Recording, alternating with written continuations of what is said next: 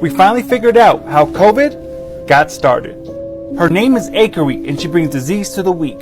At night she will come down from her mountain, singing and dancing. Anyone that is near will breathe in her energy, and then infection will spread fast through your body, and then your communities. Sound familiar? It's like someone having respiratory disease and breathing directly into your lungs and giving you mouth to mouth. Legend says that she herself was once a child who suffered greatly and died in brutal pain. Luckily, there's a protection against Akery, the color red. It seems to keep her at a distance.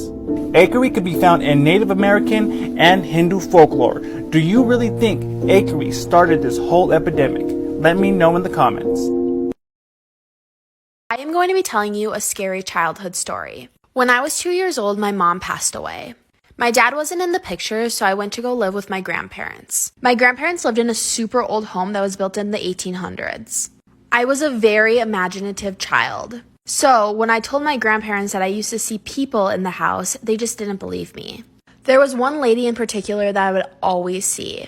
She would sit at the end of my bed and watch me fall asleep. I wasn't scared of her because I thought she was an actual person. Plus, I was super little, so nothing even crossed my mind. At this point, I was like 4 or 5 years old. I remember her talking to me constantly. She even sang me the song Rockabye Baby to get me to go to bed one night. Every single day when I would get home, I could see her in my window. At that point, I thought she was just waiting for me. She just wanted to be my friend, right? But as I got older, things started to get really weird between me and her. She wasn't this nice lady anymore. Stay tuned for part 2. This is part 2 of the lady in my room who would sing me lullabies to get me to go to bed. No one else in my family could see her. She even told me that she was my mom. I really believed her. If you remember, my mom passed away when I was 2. So, it seemed pretty real that it was my mom. I didn't really remember what my mom's face looked like when she passed away. And this lady, could be my mom. She continued to sing me lullabies every single night when I would go to bed. She would always be waiting for me in the window when I would get home from school. But I figured out pretty quickly it wasn't my mom. My mom was a sweet, kind-hearted person. This spirit was evil. She would get mad at me every single time any of my friends would come over. She told me she could see my future and that I was going to go to hell after I died in a car accident. It scared me so much, but no one believed me. It got to the point where I never even wanted to go in the car because I thought I was going to die. She convinced me I was evil. Stay tuned for part 3. This is part 3 of the lady who used to sing me lullabies to get me to go to bed. This spirit was evil, and she started to convince me that I was evil too. She convinced me that I would go to hell because I was a horrible child, even though I wasn't. She convinced me that every single person in my life hated me. She even started to control my dreams, and I would wake up every single night screaming at the top of my lungs from a night terror, and she would be sitting at the end of my bed. This went on for years. When I turned 9, my grandpa passed away. And because it was a really big house, me and my grandma moved to a different house. And the evil spirit was just gone. I never saw her again. But was she really gone? When I was 15, I went to a psychic. The moment I walked into the room, she could feel a dark energy enter the room. She told me that someone was following me every single step I took. And when she said that, I knew exactly what she was talking about. After that, I went to a medium, and after many sessions with her, the dark presence was finally gone. I'm going to be telling you the story of a haunted house, better known today as the Sallie House. The Sallie House is located in Kansas, and it is said to be one of the most haunted houses in history and is still haunted to this day. So, now that you know that, I will get right into the story. The house was built in the 1800s. It was white, 2 stories, 3 bedrooms, and perfect for a small family. Deborah and Tony Pickman moved into this house in 1992. They were so excited to finally own a house, especially due to the fact that Deborah was pregnant with their first child. Right as they moved in, they quickly made one of the upstairs bedrooms into a nursery. They noticed right away that lights would flicker, the phone would ring and no one would be there, timers would go off. But once their son was born, way more things started to happen. They came home one night and went upstairs to put their son to bed. When they walked into the room, they see that all of his stuffed animals have been placed in a circle, facing each other. Every single stuffed animal's hands were touching. Stay tuned for part 2. This is part 2 of the true story of one of the most actively haunted houses in America, known as the Sallie House. Deborah and Tony Pickman walked into their baby boy's room to see all of his stuffed animals had been placed into a circle facing each other. All of their hands were touching. Deborah was just convinced that someone was messing with them. The couple put the stuffed animals back on the shelf and turned the light off in the nursery. They walked downstairs, and a couple minutes later, they realized the light in the nursery had been turned back on. They searched the entire house and found no one. Deborah and Tony Pickman then called the family that used to live in the house. They asked the family if anything like this had ever happened to them. The family said that their children's toys would always be laying on the floor. When they would ask the children to pick it up, the children would always blame it on their friend named Sally. The parents just thought that Sally was one of their imaginary friends. Things start to get even more weird when the Pickmans contact a psychic named Barbara. Barbara can sense things in the house without even being there. Stay tuned for part 3. This is part 3 of the true story of one of the most actively haunted houses in America, known as the Sally House. Deborah and Tony Pickman got in contact with a psychic in California named Barbara. She can sense things in the house without even being there. Barbara says the Pickmans have a ghost. It is a girl between the ages of 5 and 13, and her name is Sally. The same name the family who lived there before said that their kid's imaginary friend was named. Barbara says that Sally likes them, but they need to make rules for Sally, because she's a child. Tony's brother George comes over later that night, and Tony takes a picture. Right as he took the picture, the bear in the corner of the room turns around. George got super freaked out, so he tried to move, but he was stuck. A presence was holding him back from moving. They were so freaked out that they grabbed Deborah and the baby and tried to leave the house. As Tony was almost in the car, something stings his back so hard that he let out a painful cry. Tony checks his back, and there were 3 long bloody scratch marks. Stay tuned for part 4. This is part 4 of the true story of one of the most actively haunted houses in America, known as the Sally House. After being spooked and running out to the car, Tony picked up his shirt and saw 3 long bloody scratch marks on his back. Deborah calls the psychic Barbara back and asks if the ghost is actually friendly. Barbara thinks it is best for her just to come and see for herself. When Barbara gets there 3 days later, she can actually see Sally the ghost. She says, "Sally's just a little girl. She's nice. She doesn't want to hurt you." But Barbara does say that Sally doesn't like men. Barbara says the scratches on the back of Tony's back is because Sally was just excited. The Pickmans just have to tell Sally that that is not okay. Deborah Pickman starts to feel a motherly love towards the ghost. Deborah talks to the ghost Sally. She buys toys for her. She even plays with her. One day, Deborah decided to buy Sally a doll. She gift wrapped it and put it in the nursery. Stay tuned for part 5. This is part 5 of the true story of one of the most actively haunted houses in America, known as the Sally House. Deborah Pickman started to feel a motherly love towards Sally the ghost. She bought her a doll, she gift wrapped it, and put it in the corner of the nursery. A couple days later, she sees the doll she bought for Sally laying in the center of the baby's crib.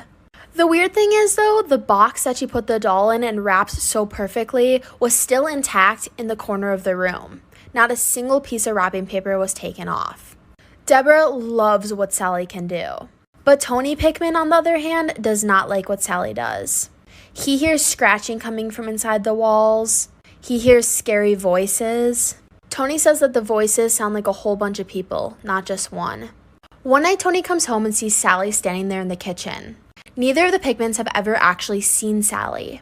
They have just heard voices and felt her. But soon after, she disappears. Stay tuned for part 6. This is part 6 of the true story of one of the most actively haunted houses in America, known as the Sally House. Just for reference, Tony and Deborah Pickman and their baby are the ones who live in the house. Sally is the ghost of the house. Tony comes home from work and sees Sally standing there in the kitchen. None of them have actually ever seen Sally, but Sally was standing there in an old white dress. Just a couple seconds later, though, she disappears. Tony doesn't believe that this is just a little girl. He thinks it is more sinister than that. A couple months later, the Pickmans invited some friends over for dinner. As they were sitting in their living room, something scratches Tony's forehead so hard that it draws blood. Everyone watched the scratch go across his forehead, but no one saw what caused it. That same night, Tony had a dream that someone dragged him out of bed by the wrists. He woke up the next morning to bruises and blisters on his wrists in the form of child fingerprints. The family takes Christmas photos and sees a large, eerie figure in the photo. But it's not Sally. Stay tuned for part 7. This is part 7 to the true story of one of the most actively haunted houses in America, known as the Sally House. For reference, Tony and Deborah Pickman are the people who live in the house with their baby. Sally is the ghost of the house. The Pickmans take their Christmas photos, and there's a large eerie figure in one of the photos. But it's not Sally. They send it to a psychic, and the psychic says the person in the photo is an old woman. Tony was taking a nap one day when dust particles started to come together and form the shape of an old lady. The door slammed shut and everything in the room started to shake. It looked like the woman was about to strangle him. He crawls out of the bed towards the door, but the door won't open. But Deborah didn't even hear a thing from downstairs. A television show that specializes in ghost sightings hears about the Pickmans and wants to come to their house. The producers got there and they started filming right away. The first day of filming, something attacked Tony and left 3 large scratch marks in his arm. Tony was attacked a total of 11 times on just the first day of filming. Stay tuned for part 8. This is part 8 of the true story of one of the most actively haunted houses in America, known as the Sally House. For reference, Tony and Deborah Pickman and their baby live in the house. Sally is the ghost of the house. After the producers of the show left, the Pickmans felt hopeless. They felt like nothing else was going to work. They finally get in contact with a medium who said that they would come and cleanse the house. The medium said that there was a little girl named Sally in the house, an old angry woman, and an old man. The medium asked the Pickmans if they wanted any of the ghosts to stay before she cleansed it. Deborah wanted Sally to stay, but the cleansing of the house didn't work. It honestly just made the spirits more angry. Tony kept hearing voices that told him to kill his wife, the baby, set the house on fire, things like that. The voices finally convinced Tony to kill a cat, but Tony doesn't even remember killing the cat. The Pickmans finally moved out 2 weeks later. Today, Atchison, Kansas rents out the house for tours. Thank you for listening.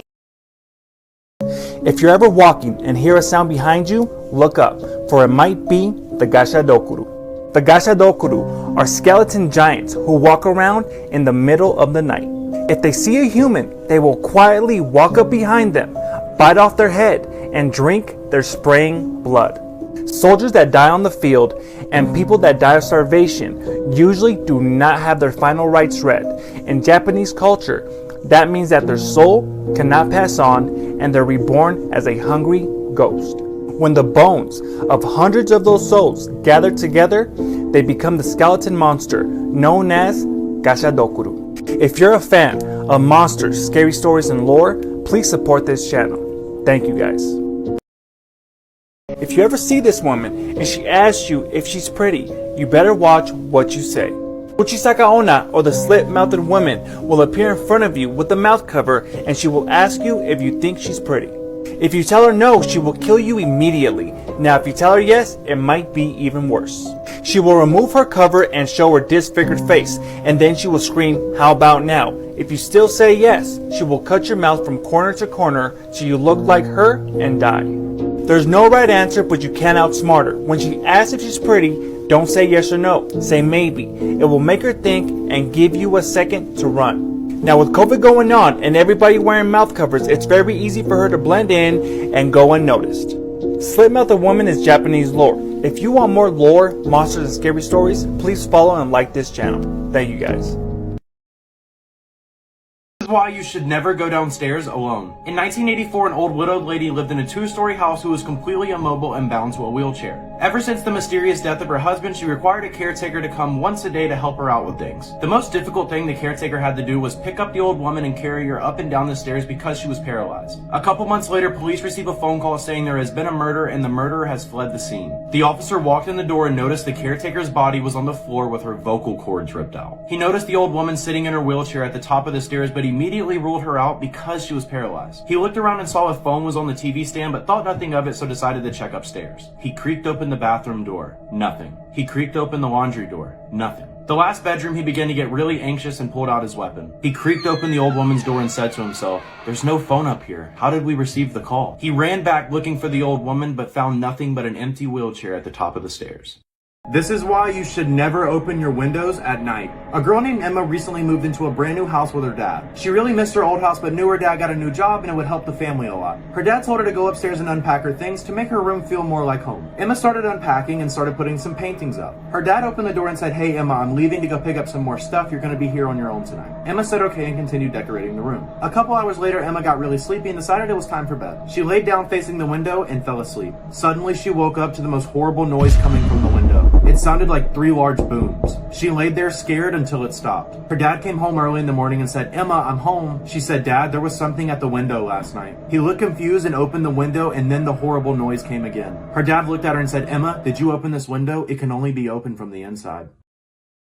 This is why you should always keep a family photo album. A kid named James decided to visit his grandparents at the retirement home. He notices a family photo book and asks if he can see it. The grandparents tell him absolutely not, and James becomes curious and waits till they leave to look at it. Dinner is called and James sneaks back into the room and starts investigating the photo book. He finds pictures of his grandfather who was a teenager holding a baby girl. As he's looking, he hears footsteps and starts to put the book back. His grandfather walks in the room and says, "What are you still doing here?" James then asks the question, "Do you have any siblings?" His grandfather remained quiet, and James then felt bad for asking the question. As James is leaving, he remembers that his grandparents owned a house prior to them living in the retirement home. He brings the hatchet because he knows that it's abandoned and drives there and bangs open the door. As soon as he walks in, he notices the smell. He constantly searches the bedrooms and can't find anything and decided to search the attic. As he's searching the attic, he hears this scratching sound in the floor. He uses the hatchet, breaks open the floor, and finds this woman who looks homeless. He freaks out and calls the police, and they start to investigate it. A couple days go by and he goes back to visit his grandparents, and he asks the receptionist, "May I visit my grandparents?" The receptionist looks at him and says, "Haven't you heard? Your grandfather was arrested for imprisonment and torture of his..." This is why you should never stay in a haunted hotel. A group of friends decided to browse the internet for the most haunted hotels in America. They kept browsing and eventually found one called the Marshall House. They began reading the reviews and everybody kept saying that room 414 was by far the most haunted. So the friends decided we have to rent this hotel. Once they booked it, they bought a bunch of equipment like a spirit box, a Ouija board, and a UV light to help communicate with the spirits. A couple weeks pass and it's time to leave. The drive was around 5 hours, but they eventually made it there. They walk up to the receptionist and they say, "Hey, I'm here to check in." The receptionist looks at him and says, "I know you're staying in room 414. Good luck." This threw the kids off guard, but they started walking up the stairs and entering the room. If you want to know why I know this story so well, it's because this story happened to me. We put the Ouija board on the bed and started loading up the spirit box. And well, this happened.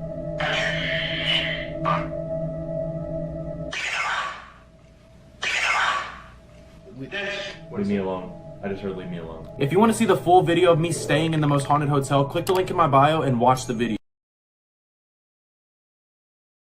This is why you should never play hide and seek. A mom decided to play hide and seek with her 2 kids. The mom began counting, "Ready or not, here I come." She begins searching the downstairs kitchen because she knows that they hide there every single time. As she's walking to the kitchen, she starts saying, I wonder where they are." She looks under the table and sees they aren't there, which is kind of odd. She knew they were too scared to go into the basement alone, but she decided to check anyway. They weren't there either. She began to panic. The mom then says, "Jordan, Casey, come out now. Mommy's not playing anymore." There was no answer. Panic really begins to set in. She decides to call 911 and reaches an operator. She tells the operator what's wrong, and the operator sends an officer to her house. Once the officer arrives, he says, "Don't worry, we will find them." As she's sitting in the living room, she hears giggling and laughing and hears a closet door slam upstairs. She sprints upstairs and says, "Jordan, Casey, you worried me sick." She opened the closet door and nobody was there. While all of this is going on, she hears the doorbell ring. She runs downstairs and finds the officer holding Jordan and Casey. The officer says they were hiding in the shed out back. Then Jordan looks at mommy and says, "Why were you telling us to stay in the